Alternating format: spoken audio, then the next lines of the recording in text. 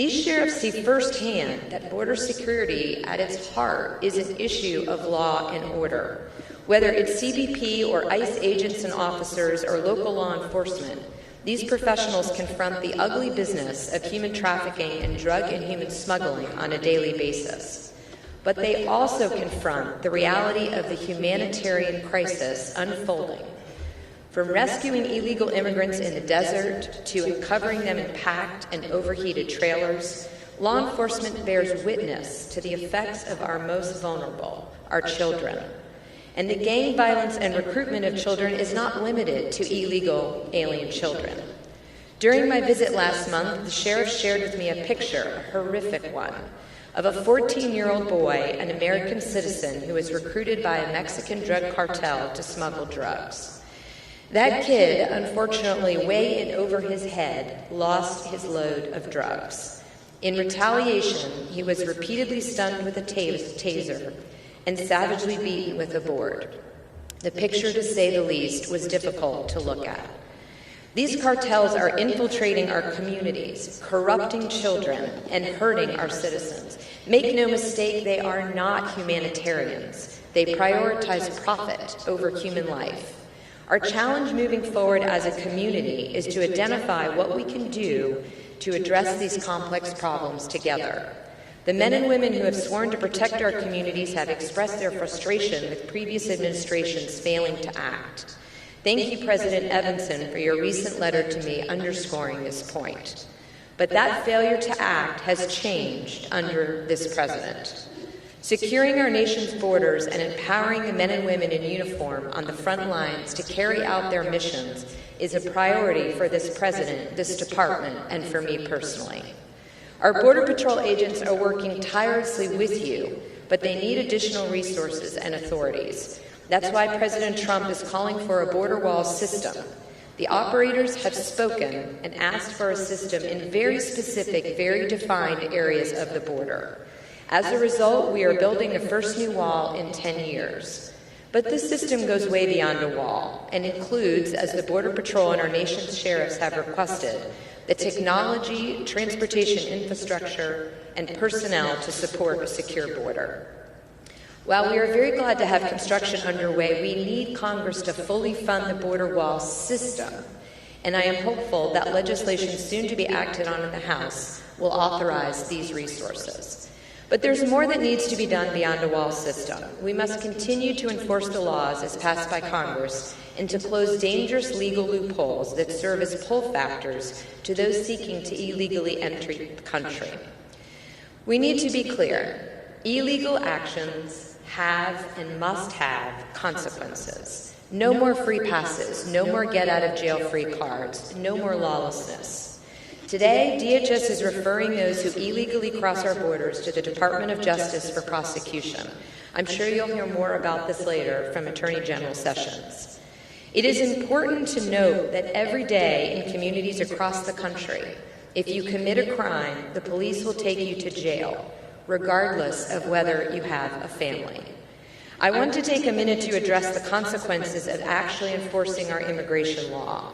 There has been much outcry, consternation, and frankly misinformation for many in the press, in Congress, and advocacy groups over the last few weeks that we at DHS are intentionally doing things that are unhumanitarian, that are cruel, immoral, and disgraceful.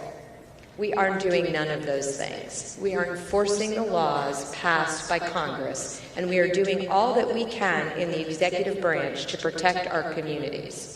It is now time that Congress asks to fix our broken immigration system.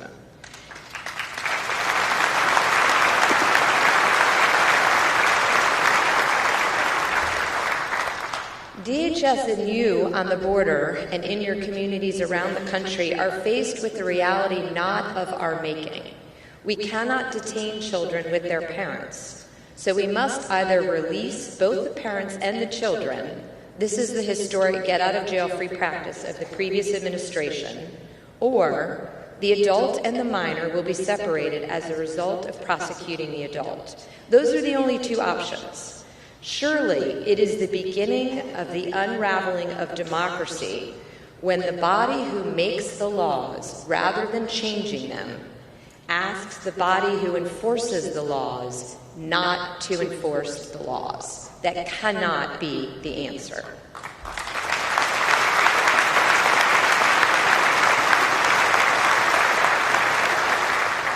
It is important to note that these minors are very well taken care of. Don't believe the press. They are very well taken care of. You know this, as many of you have detention facilities of your own.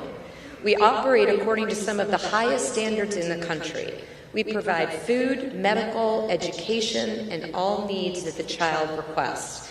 Let's be honest. There are some who would like us to look the other way when dealing with families at the border and not enforce the law passed by Congress, including, unfortunately, some members of Congress. Past administrations may have done so, but we will not. We do not have the luxury of pretending that all individuals coming to this country as a family unit are in fact a family. We have to do our job. We will not apologize for doing for our job. We have sworn to do this job. This administration has a simple message. If you cross the border illegally, we will prosecute you. If you make a false immigration claim, we will prosecute you.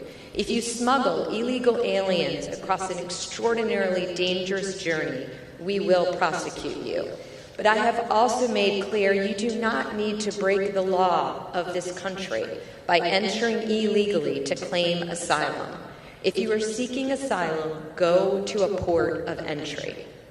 For months, staff at CBP, ICE, and USCIS and I have been on the Hill briefing members about the threat posed by these loopholes and discussing ways to close them and to fix our broken immigration system. So let me take just a couple minutes to walk you through a few of these legal loopholes that DHS and you and your communities must confront every day, and the solutions that we have requested from Congress. First, under existing law, certain unaccompanied alien children from Mexico and Canada who enter illegally and have no valid claim to stay can be quickly returned home, but unaccompanied children from every other country in the world must be transferred to the Department of Health and Human Services within 72 hours and then released to parents or guardians within the United States. This is a significant pull factor that encourages these children to make the dangerous journey north. And it also belies the fairness of the system. We should be treating those from countries the same. Why is our system built on treating people from Mexico and Canada different than any other country coming to the United States for various reasons? Additionally, when a child is apprehended with their parents, DHS is required, due to various court rulings, to release the child within 20 days. As I mentioned earlier, this get-out-of-jail-free card for families and groups who pose at families has spread. The word of this has spread.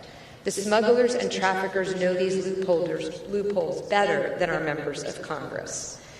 I am sad to say that from October 2017 to this February, we have seen a staggering 315% increase in illegal aliens fraudulently using children to pose as family units to gain entry into this country. This must stop. All this does is put the children at risk. To address these issues, we've asked Congress to change the law to allow for the expeditious return of unaccompanied alien children, regardless of their country of origin. We are also asking Congress to allow us to keep families together while they are detained. These fixes would go a long way toward discouraging families from sending children on the harrowing journey to the U.S., resulting in fewer children in the hands of gangs such as MS-13 and more adults facing the consequences of their actions.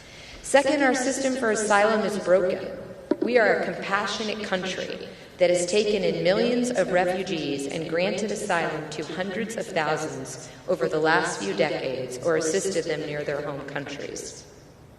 Since 1975, the United States has welcomed more than 3 million refugees from all over the world, and each year typically admits nearly 2/3 of the world's settled refugees. That is more than all other countries combined. So unfortunately, because we have an incredibly low standard for claiming credible fear as part of the asylum process, our generosity is being abused. As a result, over the last 7 years, we have seen the number of individuals claiming asylum skyrocket. Before 2011, approximately 1 out of every 100 people arriving illegally claimed credible fear and sought asylum in the United States. Today, that number is 1 out of every 10. The result of such a low threshold for an initial credible fear screening is an asylum backlog of 600,000 cases. These applicants sit in limbo for years waiting for resolution. After passing the unnecessarily low standard of initial screening, applicants can live and work in the United States for years. This is true even for the 80% who are ultimately rejected for asylum at their final adjudication after multiple appeals. For the 20% who truly need asylum, they are mired in the years-long backlog and remain in limbo. To address this issue, we've asked Congress to adjust the standard of proof to prevent well-coached applicants from uttering the magic words indicating a fear of returning home. This change would ensure that those who deserve asylum find it quickly so that they can begin their new lives in our country. Finally, as you well know, many communities have adopted sanctuary policies that protect criminal aliens from federal law enforcement. I don't need to tell you more about this. But instead of turning their criminals over that are in their custody to ICE to face immigration proceedings consistent with our law, these communities shelter them and release the criminals back onto our streets. They often refuse to simply cooperate with us as we attempt to enforce the law. To address these issues, and as Congressman Scalise mentioned, we are asking Congress to fully authorize ICE detainers and, importantly, to provide indemnification for jurisdictions who willfully comply.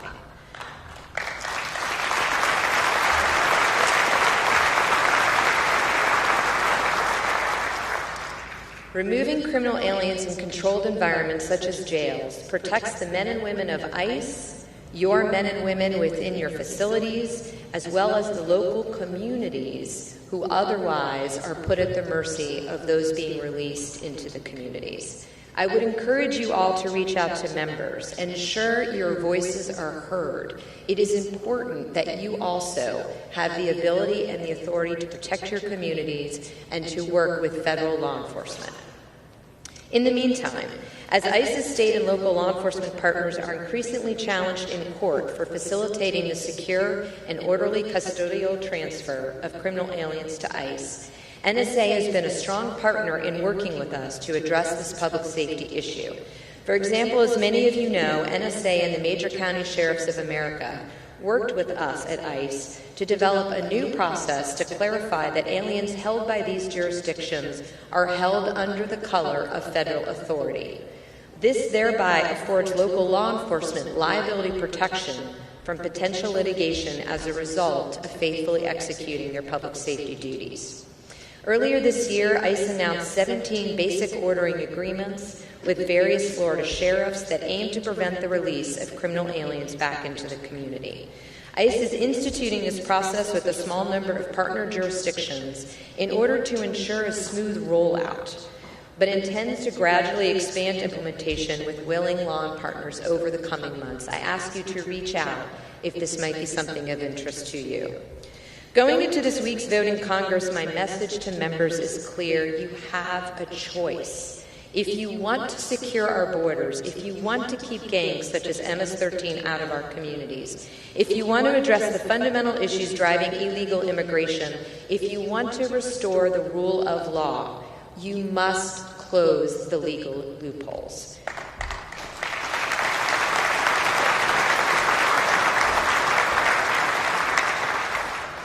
However, if you want to support a broken immigration system that harms the interest of Americans and our security, that rewards those who thumb their noses at our laws, and who puts families and children needlessly at risk, then don't vote to fix the problem. It's a simple choice, and I ask you, I urge you to take action. For those who have complained about this administration's vigorous enforcement of the law and the results of that enforcement, this is your opportunity to work with us to fix the incentives that encourage and even reward people who violate our laws, and even worse, put themselves and their families at risk of harm in the hands of smugglers and gangs. This is a complex and emotionally charged issue. It will take courage and cleared-eye solutions to address. I am optimistic that we will see members this week roll up their sleeves and work with us to fix these challenges. As Secretary, I'm willing to work with any member who seeks to solve this. I ask you to reach out. I know I certainly will be reaching out to you this week. As Representative Scalise said, it is an issue that every one of the last 4 administrations has faced. It's time to fix it. So let me just quickly touch on a brief few issues that we have in common. Human trafficking. Aside from immigration, we also have several other challenges that we face as a community that requires our collaboration. Today, almost every community is affected by the modern-day slavery known as human trafficking. President Trump has made combating this a priority across the government and has directed federal agencies to jointly address this significant problem. At DHS, we leverage our law enforcement resources to target traffickers and disrupt and dismantle their criminal enterprises all along their illicit pathways. ICE Homeland Security Investigations conducts law enforcement operations for both international and domestic trafficking cases, and ICE victim assistance specialists help trafficking survivors rebuild their lives.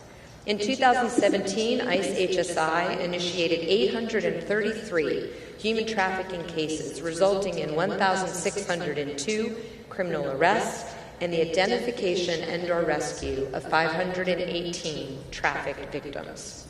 USCIS provides eligible non-citizen trafficking victims with immigration relief, and Customs and Border Protection identifies victims along our borders and at our ports of entry. Our Federal Law Enforcement Training Center teaches law enforcement professionals to identify victims and conduct trafficking investigations. It's no secret that TCOs are using their networks to smuggle dangerous drugs, illegal aliens, and potential terrorists into our country. These TCOs, as you well know, have no concern for human lives. They are solely motivated by profit. These criminal networks are a significant and persistent threat to our nation's security, and we are working with you tirelessly to stop them. One example is Operation Safe Haven, an investigation into a loosely affiliated organization that coordinated the illegal movement of women from Mexico and Central America across the southern border and into brothels throughout the southern United States. As we saw in that operation, while human trafficking and human smuggling are not synonymous, human trafficking, of course, referring to people who are transported against their will, people who are illegally smuggled into this country are easy prey for traffickers, and we see more and more a connection between the two. So we must raise awareness. As the ICE special agent in charge in Atlanta said, this investigation identified women victimized through fraud, force, and coercion, including underage teens. At the Department of Homeland Security, the Blue Campaign is our unified effort to raise public consciousness about trafficking and bring traffickers to justice. We have toolkits, training products, and other resources on our website. They help private industry and law enforcement recognize the signs of trafficking specific to their line of work. I ask you to be part of our team and part of this greater global fight against human trafficking. The final topic I'd like to discuss briefly also affects every corner of the country. Representative Scalise also touched on this, and that is the drug trade, a massive source of income for TCOs and a key driver of desperation and violence on both sides of the border. The drug trade in the U.S. has reached epidemic levels, particularly with regard to opioids, which kill more than 115 of our fellow Americans every day. In April, I met with some of your NSA members, as well as members of the National Association of Counties, for a roundtable discussion on the opioid crisis. Many of you have seen this crisis in action every day. All state, local, and county resources are facing challenges. Emergency medical services are overwhelmed. There are challenges with foster care for children of opioid-addicted parents, and county budgets are being stretched to their limit. This is why the President worked with the U.S. Congress to provide for $6 billion in the next 2 fiscal years to address this growing crisis in our country. Despite the pull on your limited resources, at-capacity detention facilities, healthcare challenges, and personnel shortages, you have been more than willing to assist the federal government in our efforts.